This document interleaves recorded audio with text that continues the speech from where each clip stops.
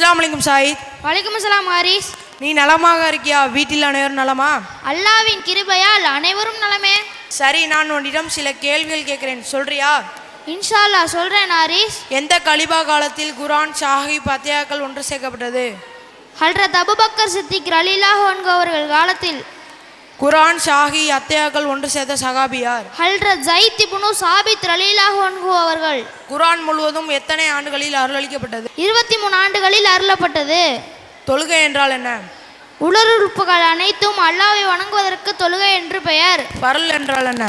வாழ்க்கையில் கட்டாயமாக செய்ய வேண்டியவை. சுன்னத் என்றால் என்ன? நபி ஸல்லல்லாஹு அலைஹி வஸல்லம் அவர்கள் சொல்லியவை, செய்தவை, அங்கீகரித்தவை அனைத்தும் சுன்னத்தாகும். வாஜிப் என்றால் என்ன?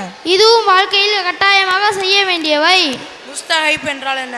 செய்தால் நன்மை, செய்யாமல் இருந்தால் தீங்கு இல்லை. சரி ஹாரிஸ், நீ ஏன் கேட்டுக்கிட்டு இருக்க? நானும் சில கேள்வி கேட்கிறேன், சொல்றியா? கேளு சாயித். கிப்லா திசை என்றால் என்ன? நம் இருக்கும் ஊரில் எந்த திசையில் காபா உள்ளதோ அந்த திசை தான் கிப்லா திசையாகும்.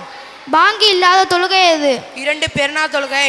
சஜிதா இல்லாத தொழுகை எது? ஜனாசா தொழுகை. தாய் வயிற்றில் பிறக்காத நபி யார்? நமது தந்தை ஆதாம் அலைஹிஸ்ஸலாம் அவர்கள். நமது தந்தை ஆதம் அலைஹிஸ்ஸலாம் அவர்களின் மனைவி யார்? நமது தாயார் அவ்வா அலைஹிஸ்ஸலாம் அவர்கள். நமது தாயார் அவ்வா அலைஹிஸ்ஸலாம் அவர்கள் எதிலிருந்து படைக்கப்பட்டார்கள்?